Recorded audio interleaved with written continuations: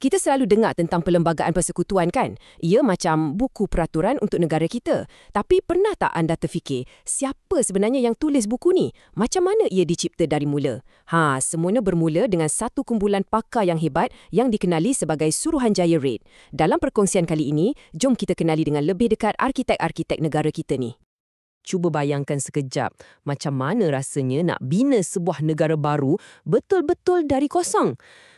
Bukan kerja senang. Ini bukan setakat laung merdeka dan kibar bendera. Kita perlukan satu pelan tindakan yang jitu, satu rulebook yang boleh diterima dan dihormati oleh semua orang. Jadi, dari mana kita nak mulakan? Baiklah, untuk faham betapa pentingnya Suruhanjaya ini, kita kena putar masa balik sikit. Jom kita kembali ke tahun 1956, hanya setahun sebelum laungan keramat merdeka bergema di seluruh tanah Melayu. Masa tu, semangat kemerdekaan memang tengah berkobar-kobar. Tapi, ada satu benda yang sangat-sangat penting belum ada, sebuah perlembagaan. Tanpa buku peraturan ini, kemerdekaan tu macam tak lengkap. Negara perlukan satu dokumen asas, bukan sahaja untuk tentukan cara kita tadbir negara, tapi yang paling mustahak, untuk jamin hak setiap seorang daripada kita dalam sebuah negara yang rencam dan berbilang kaum. Jadi, macam mana nak selesaikan masalah ini? Macam mana nak cipta satu dokumen yang adil untuk semua? Akhirnya, Raja-Raja Melayu, pemimpin-pemimpin tempatan dan pihak British pun mencapai kata sepakat. Kita perlukan satu badan bebas, satu badan yang tak memihak kepada sesiapa pun untuk buat kerja besar ni. Dan dari situlah, lahirlah Suruhanjaya Red. Merekalah yang diberi amanah besar untuk merangka, boleh kita katakan, jantung negara kita.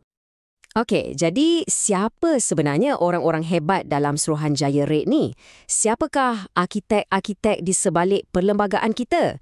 Mereka ni bukan calang-calang orang tau. Suruhanjaya ini sebenarnya menghimpunkan beberapa pakar undang-undang yang paling disegani dari seluruh Commonwealth. Cuba kita tengok senarai nama ni.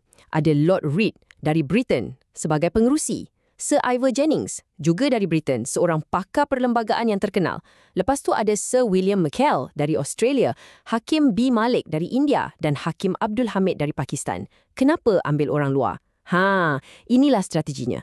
Dengan adanya pakar dari pelbagai negara Commonwealth, mereka boleh bagi satu pandangan yang neutral, yang tak berat sebelah, jadi perlembagaan yang terhasil nanti diharap benar-benar adil untuk semua pihak di Tanah Melayu.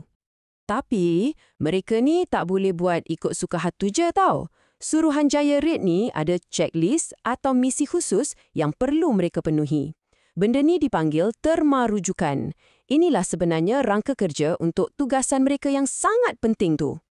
Misi mereka ni ada beberapa perkara penting. Pertama, kena wujudkan sebuah kerajaan persekutuan yang kuat, tapi pada masa yang sama, negeri-negeri kena ada kuasa otonomi mereka sendiri.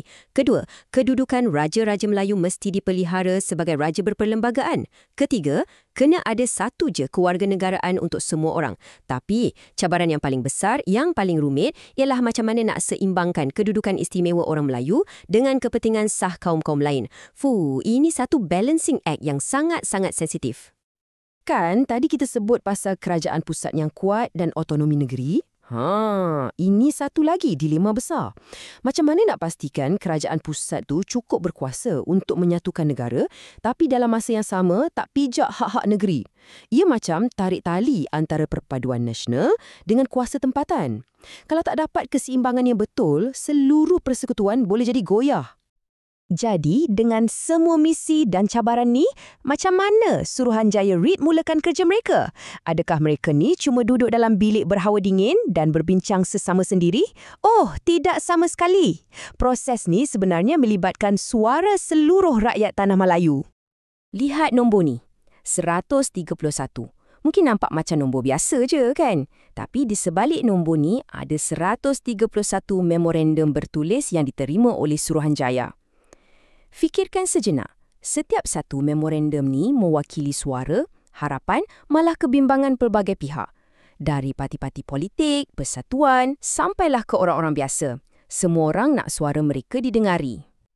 Dan mereka ni kerja laju betul tau. Bayangkan, dalam tempoh dari bulan Jun hingga Oktober 1956 sahaja, itu tak sampai 5 bulan, mereka dah adakan 118 mesyuarat rasmi. Ini bukan kerja main-main, masa sangat suntuk sebab tarikh kemerdekaan dah makin dekat. Kerja mereka ni bukan setakat terima surat dan duduk mesyuarat je. Mereka turun padang. Mereka jelajah ke setiap negeri dalam tanah Melayu. Mereka pergi jumpa Raja-Raja Melayu, berunding dengan menteri-menteri besar, berbincang dengan pegawai British. Dan yang paling penting, mereka adakan sesi pendengaran awam untuk dengar sendiri apa yang rakyat nak cakap. Boleh dikatakan, mereka betul-betul cuba dapatkan input dari semua orang supaya tak ada sesiapa pun yang rasa terpinggir. Baiklah, selepas berbulan-bulan bekerja keras, turun padang, dengar suara rakyat dan berdebat, apa hasilnya? Apakah legasi yang ditinggalkan oleh Suruhanjaya Reid ini untuk kita semua? Dan inilah hasilnya, Perlembagaan Persekutuan 1957. Ia bukan sekadar himpunan undang-undang dalam sebuah buku tebal. Fikirkan ia sebagai satu kontrak sosial, satu perjanjian bersama yang menjadi batu asas untuk sebuah negara baru yang berdaulat, merdeka dan yang paling penting, bersatu. Macam yang tertera, kerja mereka ni telah menyediakan satu asas yang kukuh untuk sebuah negara yang merdeka dan berdaulat, yang mencerminkan aspirasi semua pihak berkepentingan. Dan inilah pada sayat kunci kejayaan Suruhanjaya Reid. Ia bukan tentang memenuhi kehendak satu kumpulan saja, tapi ia adalah satu usaha yang luar biasa untuk menyatukan impian dan harapan semua komuniti di bawah satu bumbung yang sama. Semua ini membawa kita kepada satu soalan yang lebih besar untuk difikirkan. Perlembagaan kita ni dah berusia lebih 60 tahun. Dah macam-macam cabaran dan perubahan yang dilalui. Jadi apa sebenarnya rahsia yang membuatkan sesebuah perlembagaan tu boleh bertahan begitu lama? Mungkin jawapannya ada pada permulaan itu sendiri. Pada semangat untuk bertolak ansur, untuk berunding dan untuk mendengar antara satu sama lain. Semangat yang ditunjukkan oleh Suruhanjaya Reid sejak dari hari pertama lagi.